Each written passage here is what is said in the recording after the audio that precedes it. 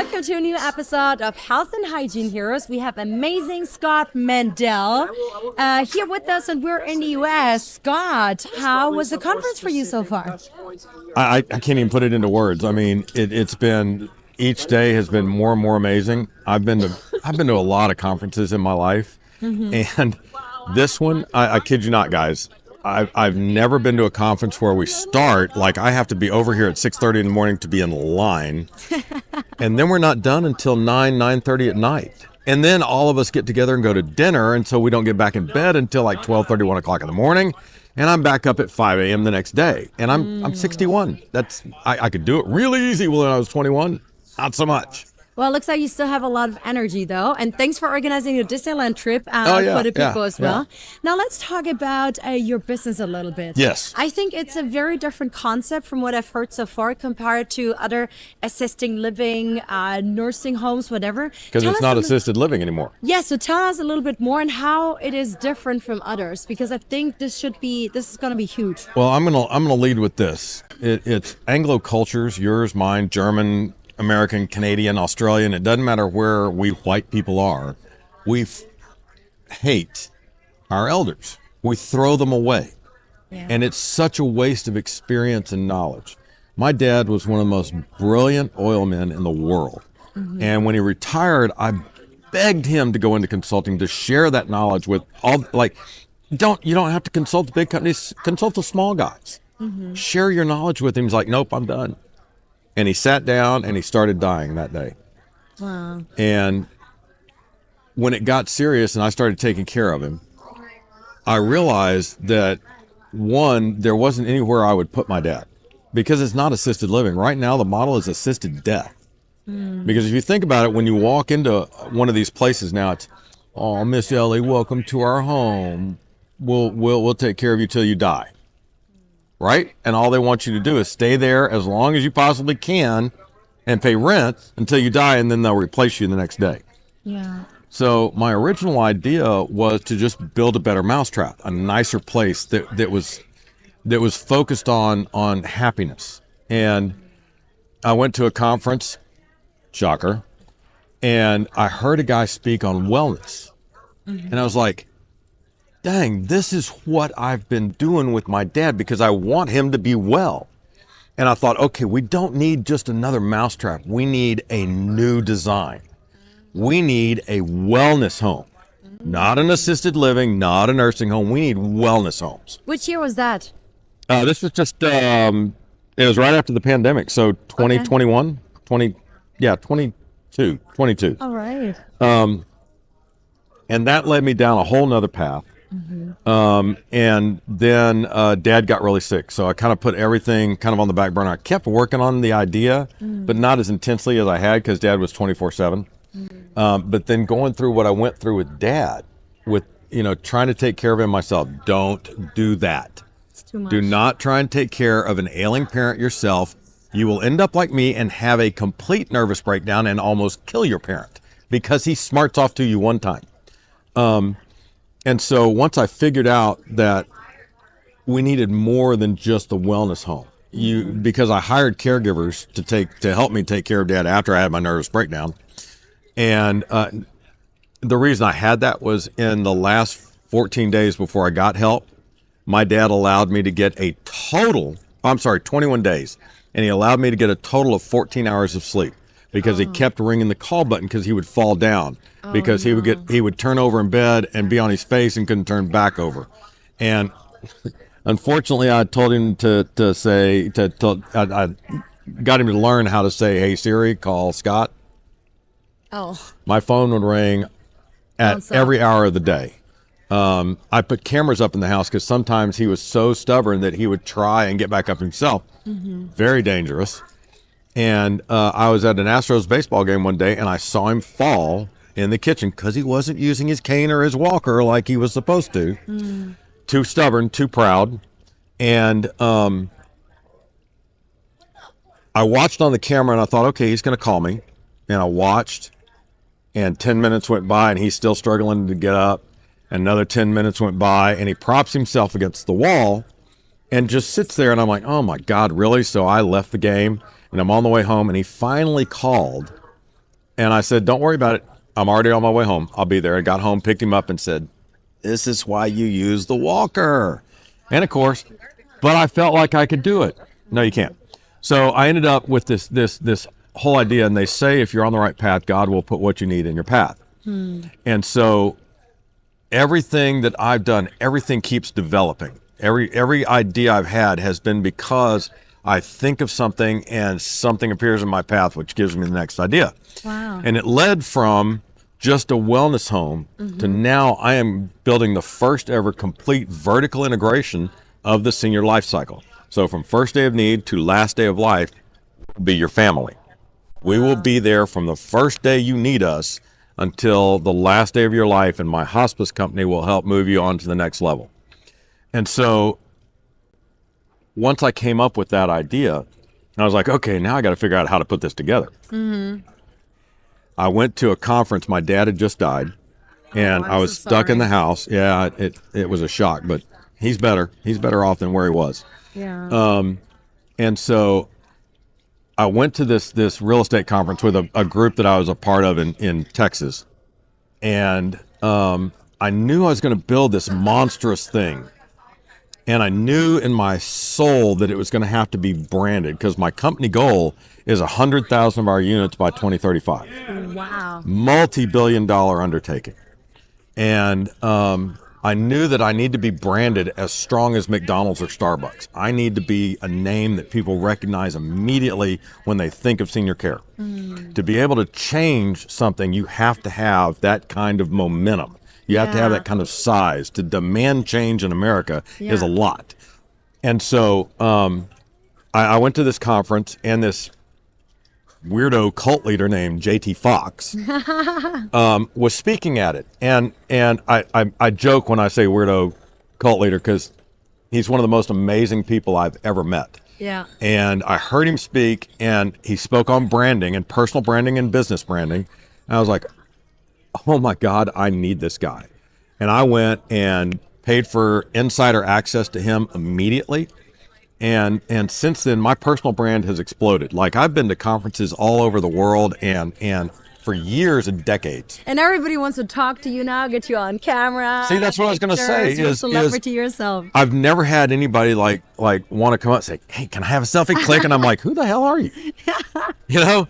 And now it's like everybody's coming up to me. This interview right here happened because of this conference. Well, we're very grateful you took the time. No, I'm you're thrilled to. Running late. Yeah, and we need to get back in because if JT sees you out of your seat, you're done. Blame it on me. So it became very important to me to give our seniors a dignified place to go, to be able to add years of life, but productive years, to keep them independent longer. And so one of the keys to that, you're talking about hygiene, right? So one of the keys is if you think about walking into a lot of assisted living or nursing homes and things like that, what do they smell like? They smell like dirty diapers and pee. Yeah. And it's terrible. It's awful. It walking into some, it's like traumatic memories because I took care of my dad for a long time, and that's not something you sign up for as a son when you're born. It's changing your dad's diaper. And thank God he's gone, because if he ever saw that online, he would kill me. But one of the things I'm going to focus on is making sure my places always smell good, because the sense of smell is so strong and so delicate and can fire so many things, right? 5 senses, yeah. That, and to accomplish that, they have to be very, very clean. You have to have air filtration. You have to have UV filtration. You have to have good scents, like aromatherapy type of things, right? And so everything I build is going to have, I forget the name of the company right now, but they build hospital filtration stuff for operating rooms. I'm putting that in my home. That's amazing. Because I want the air to be very, very clean, because we're focusing on wellness. I mean, it starts with water and air. That's what we all live on, right? Yeah. So we're building in reverse osmosis systems to everything. We're building in these massive air filters with UV light filtration, because I want them to have that experience and feel healthy, because we want them to be healthy. In fact, one of the catchphrases in my company is called "Be Well," and so I everybody that works for me and all of our clients will be saying, "Oh, be well today." UPS guy, love it. be well. Oh, I love Mr. it. Postman, be well today. Be well, Scott. Right? And so I want even our clients to say that to our caregivers when they leave their room, because it's like a mantra in your head. Yeah, and it's part of the culture and Right. And once I you love start it. thinking be well, then you Positive start thinking affirmations. I can be well. Right. Yes. And so we're building a whole lot of things in that are forward thinking, that, they can envision themselves in the future. They can see they have a life in the future. And once you believe you can have a life in the future, you're more apt to get to that life in the future. So in a nutshell, a very tiny nutshell, because Yeah. the nut's like this Yeah. big, actually. I love what you're doing. You're so purpose driven, and we all have grandparents that we really love, or parents. Everyone's getting older, us too, right? So I have two more questions, just very quickly Yes. for you. Number one, maybe you can just quickly tell the whole concept, because we focus a lot on the elderly. Yes. But you mentioned also like you're implementing something like for the newborn ones or for the little children. Okay, yeah, It's like it's more not letters, right? necessarily newborn, because Yeah, okay. that's a whole nother level. But so the complete vertical integration I talked about, it starts with senior daycare, which we're not calling daycare because nobody wants to go back to daycare when they're our age. So it starts off with senior daycare. Then I have a home care company, a home health company, a wellness home, and hospice in the end. On the senior day that I'm designing, I bought a mansion that was built in 1918. It's a beautiful structure. Wow. Because most senior day in America, at least, is either in a strip mall, an abandoned mall, or an office building. There's no dignity in it I at all. don't know. And so I want it's to in add Texas, dignity. right? Yes, it's Your in place? Texas. Yes, and it's soon to be in Australia, actually. Ooh. I don't know if we'll ever be in China, because they're really good about taking care of their elderly. Yeah. Sure. But in this deal, I had this idea just like maybe 4 weeks ago now, because I read an article on intergenerational therapy, and it's talking about getting younger children with older adults. And the survey said that the older adults that interact with their grandchildren at least once a week live 25% longer than those that only interact with them once a year. That's amazing. So I called my architects and I said, look, we're going to have to add a third story to our main building in the back, Yeah. because I'm putting in a child daycare for two reasons. Not only can I do the intergenerational therapy, but now I can also offer my caregivers free child care, because they don't make a lot of money, and they're the most important people in the system. Yeah. And so by offering them free child care, I can kind of give them a golden handcuff to make them stay with my company. Yeah, it's a win-win-win situation. Yeah, it offers them a ton of stuff. And then our seniors can volunteer up there. The kids can come down and play games with the seniors, and we get that intergenerational deal. I love and it. add 25% more life to their life. I love the concept. I know you gotta go. We gotta go do. back to the Yeah, conference. we do. So, last question: how can we support you? Whoever is listening from my global network, what do you need? How can we be part of this? How can we do well for you? You can And the reach whole out, concept. and she can find me. I'm not giving my personal cell phone out right here. No. We've had one girl that did that and got killed. Not literally killed, but like swamped with calls, and she ended up having to change her phone number. But I need to prove concept, and that's my first step. And to do that, there's not a whole lot that I can ask for, except just if you have a great idea, if you think of something that might help with my concept, if you have a technology that can help with brain therapy or physical therapy or occupational therapy, reach out.